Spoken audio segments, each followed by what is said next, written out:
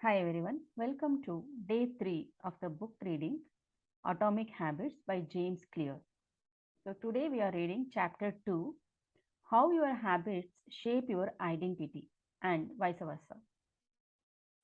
Why is it so easy to repeat bad habits and so hard to form good ones? Few things can have a more powerful impact on your life than improving your daily habits.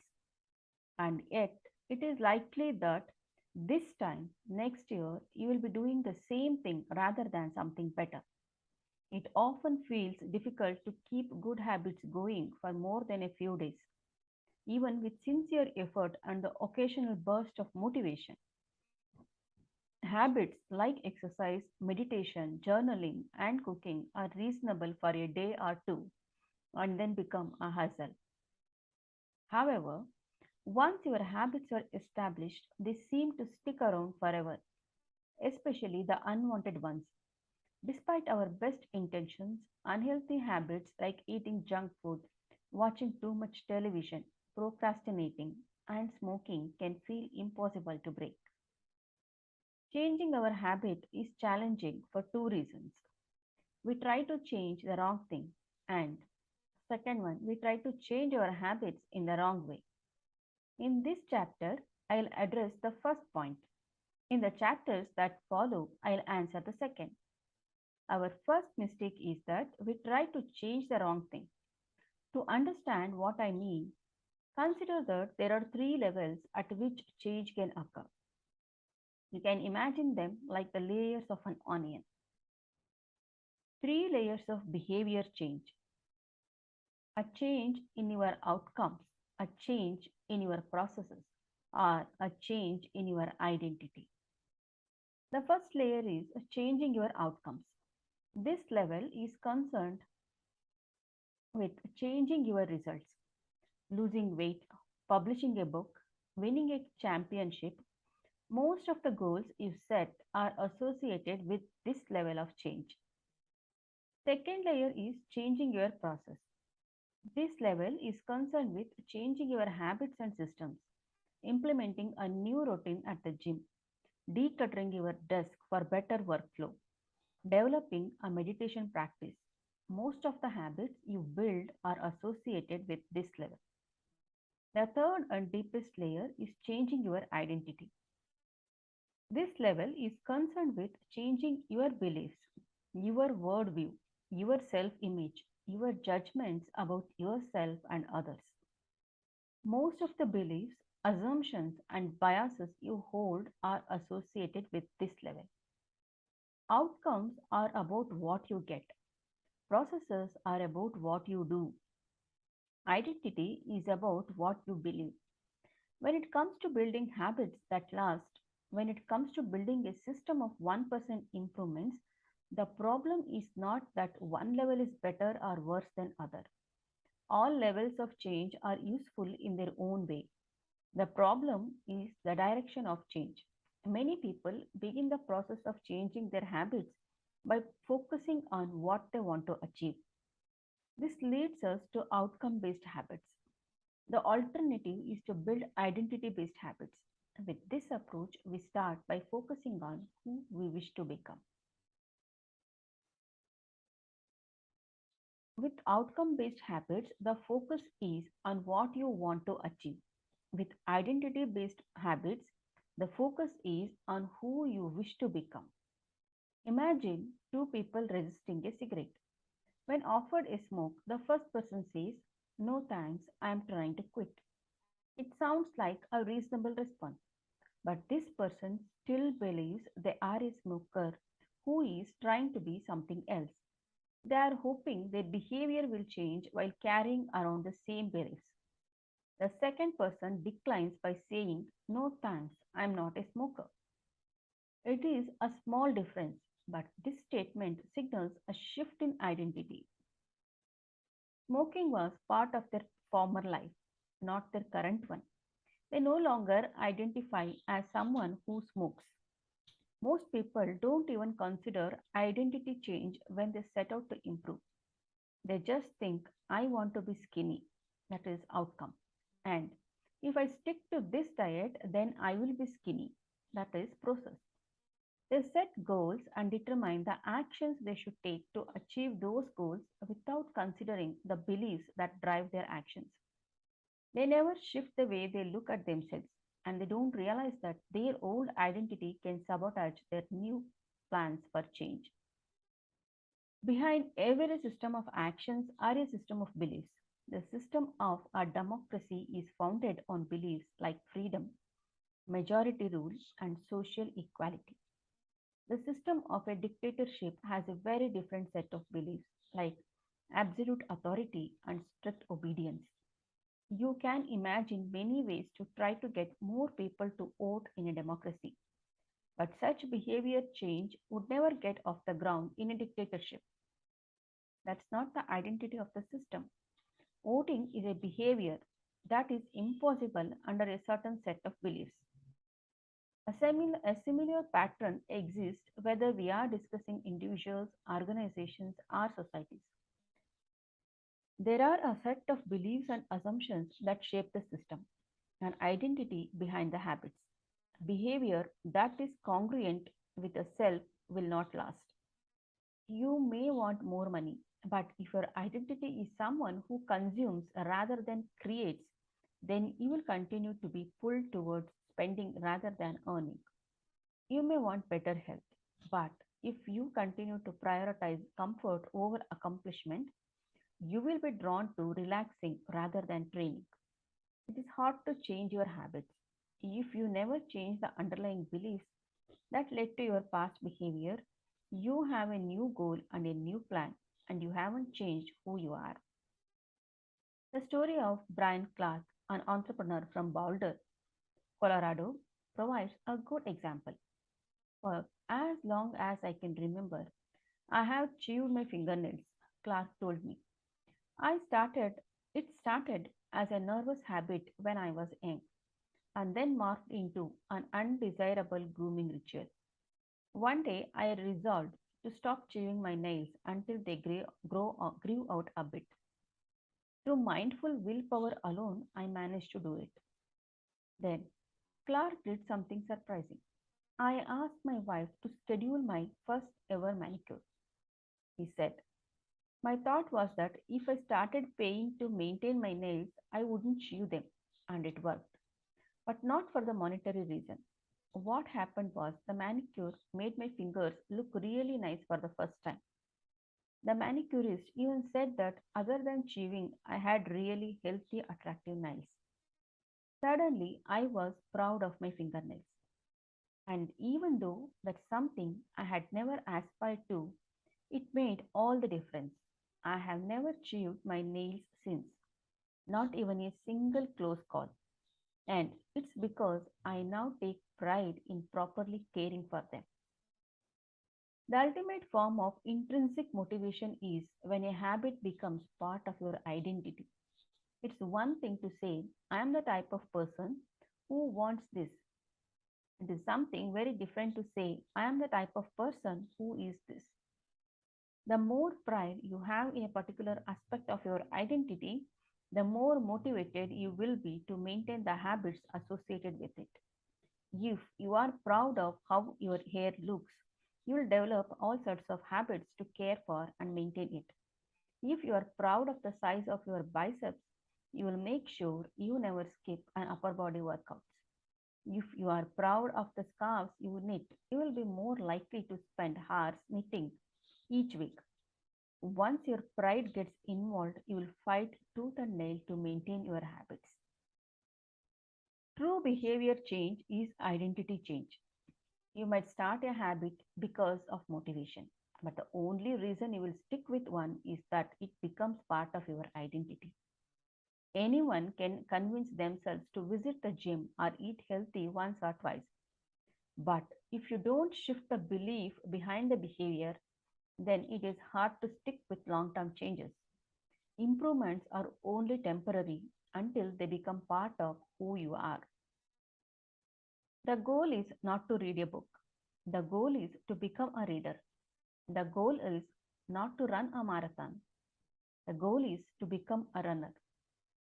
The goal is not to learn an instrument, the goal is to become a musician. Your behaviors are usually a reflection of your identity.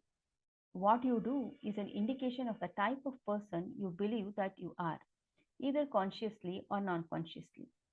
Research has shown that once a person believes in a particular aspect of their identity, they are more likely to act in alignment with that belief. For example, people who identified as being a voter were more likely to vote than those who simply claimed voting. Voting was an action they wanted to perform. Similarly, the person who incorporates exercise into their identity doesn't have to convince themselves to train. Doing the right thing is easy. After all, when your behavior and your identity are fully aligned, you are no longer pursuing behavior change. You are simply acting like the type of person you already believe yourself to be. Like all aspects of habit formation, this too is a double edged sword. When working for you, identity change can be a powerful force for self improvement. When working against you, though, identity change can be a curse.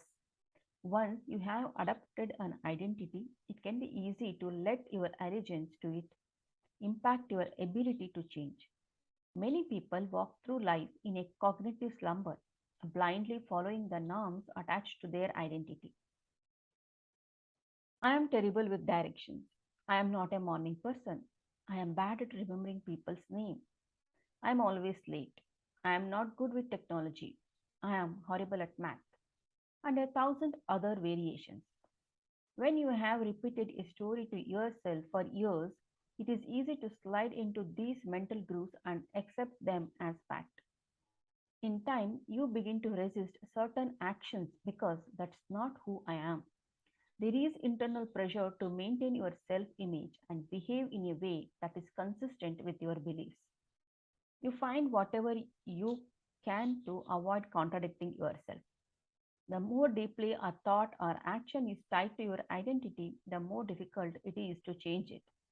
It can feel comfortable to believe what your culture believes, group identity, or to do what upholds your self image, that is, personal identity, even if it is wrong. The biggest barrier to positive change at any level, individual, team, society, is identity conflict.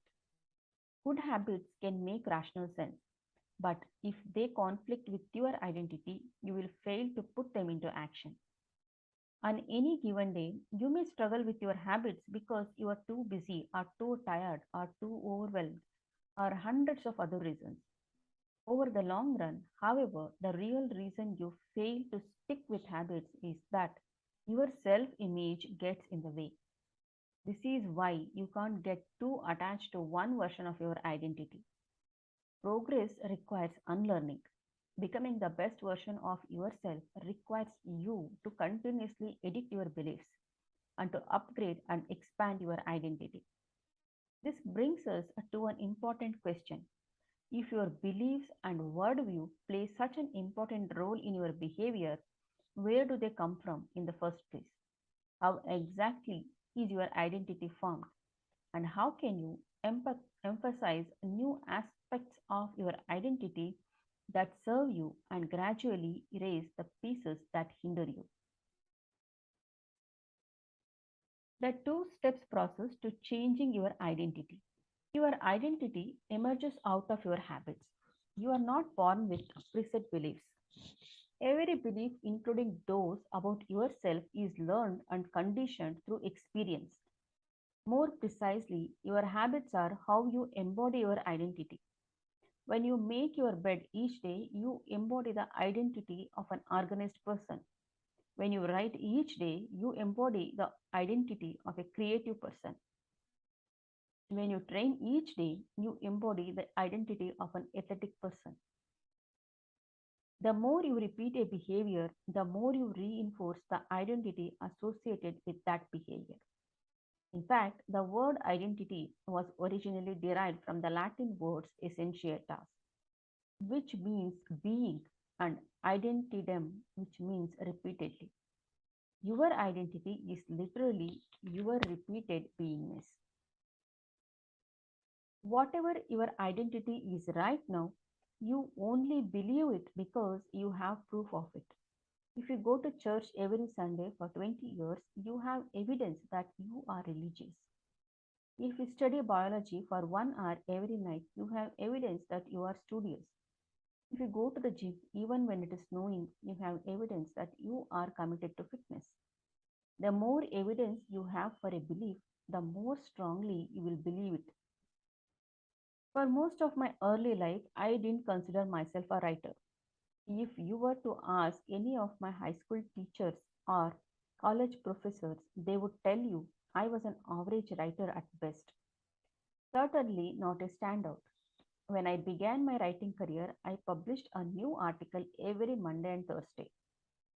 For the first few years, as the evidence grew, so did my identity as a writer. I didn't start out as a writer, I became one through my habits. Of course, your habits are not the only actions that influence your identity, but by virtue of their frequency, they are usually the most important ones. Each experience in life modifies your self image, but it is unlikely you would consider yourself a soccer player because you kicked a ball once or an artist because you scribbled a picture. As you repeat these actions, however, the evidence accumulates and your self image begins to change. The effect of one off experiences tends to fade away while the effect of habits gets reinforced with time, which means your habits contribute most of the evidence that shapes your identity. In this way, the process of building habits is actually the process of becoming yourself. This is a gradual evolution. We do not change by snapping our fingers and deciding to be someone entirely new. We change bit by bit, day by day, habit by habit. We are continually undergoing micro evolutions of the self. Each habit is like a suggestion. Hey, maybe this is who I am. If you finish a book, then perhaps you are the type of person who likes reading. If you go to the gym, then perhaps you are the type of person who likes exercise. If you practice playing the guitar, perhaps you are the type of person who likes music. Every action you take is a vote for the type of person you wish to become. No single instance will transform your beliefs, but as the votes build up, so does the evidence of your new identity. This is one reason why meaningful change does not require radical change. Small habits can make a meaningful difference by providing evidence of a new identity. And if a change is meaningful, it actually is big. That's the paradox of making small improvements. Putting this all together, you can see that habits are the path to changing your identity. The most practical way to change who you are is to change what you do. Each time you write a page, you are a writer. Each time you practice the violin, you are a musician. Each time you start a workout, you are an athlete. Each time you encourage your employees, you are a leader. Each habit not only gets a result but also teaches you something far more important: to trust yourself. You start to believe you can actually accomplish these things. When the odds mount up and the evidence begins to change, the story you tell yourself begins to change as well. Of course, it works the opposite way too. Every time you choose to perform a bad habit, it's a vote for that identity. The good news is that you don't need to be perfect. In any election, there are going to be votes for both sides. You don't need unanimous votes to win an election. You just need a majority. It doesn't matter if you cast a few votes for a bad behavior or an unproductive habit. Your goal is simply to win the majority of the time. New identities require new evidence. If you keep casting the same votes you have always cast, you are going to get the same results you have always had. If nothing changes, nothing is going to change. It is a simple two-step process. Decide the type of person you want to be. Prove it to yourself with small wins. First, decide who you want to be. This holds at any level, as an individual, as a team, as a community, as a nation. What do you want to stand for? What are your principles and values? Who do you wish to become? These are big questions, and many people aren't sure where to begin, but they do know what kind of results they want. To get six packs abs, or to feel less anxious, or to double their salaries. That's fine. Start there and work backward from the results you want to the type of person who could get those results. Ask yourself, who is the type of person who could get those results? Ask yourself, who is the type of person that could get the outcome I want? Who is the type of person that could lose 40 pounds? Who is the type of person that could learn a new language? Who is the type of person that could run a successful startup? For example, who is the type of person who could write a book? It's probably someone who is consistent and reliable. Now, your focus shifts from writing a book that is outcome based to being the type of person who is consistent and reliable, that is identity based. This process can lead to beliefs like I am the kind of teacher who stands up for her students. I am the kind of doctor who gives each patient the time and empathy they need. I am the kind of manager who advocates for our employees. Once you have a handle on the type of person you want to be, you can begin taking small steps to reinforce your desired identity. I have a friend who lost over 100 pounds by asking herself, what would a healthy person do? All day long, she would use this question as a guide. Would a healthy person walk or take a cab? Would a healthy person order a burrito or a salad? She figured if she acted like a healthy person long enough, eventually she would become that person. She was right. The concept of identity based habits is our first introduction to another key theme in this book, feedback loops. Your habits shapes your identity and your identity shapes your habits. It is a two-way street. The formation of all habits is a feedback loop, a concept we will explore in depth in the next chapter. But it is important to let your values, principles, and identity drive the loop rather than your results. The focus should always be on becoming that type of person, not getting a particular outcome. The real reason habits matter. Identity change is a North Star of habit change. The reminder of this book will provide you with step by step instructions on how to build better habits in yourself, your family, your team, your company, and anywhere else you wish.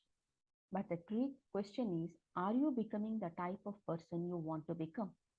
The first step is not what or how, but who. You need to know who you want to be. Otherwise, your quest for change is like a boat without a rudder. And that's why we are starting here. You have the power to change your beliefs about yourself. Your identity is not set in stone. You have a choice in every moment. You can choose the identity you want to reinforce today with the habits you choose today. And this brings us to the deeper purpose of this book and the real reason habits matter. Building better habits isn't about littering your day with life hacks.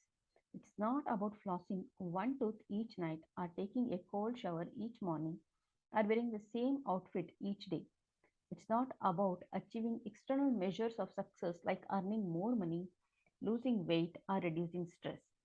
Habits can help you achieve all of these things, but fundamentally, they are not about having something, they are about becoming someone. Ultimately, your habits matter because they help you become the type of person you wish to be. They are the channel through which you develop your deepest beliefs about yourself. Quite literally, you become your habits. Chapter summary. There are three levels of change: outcome change, process change, and identity change. The most effective way to change your habits is to focus not on what you want to achieve, but on who you wish to become.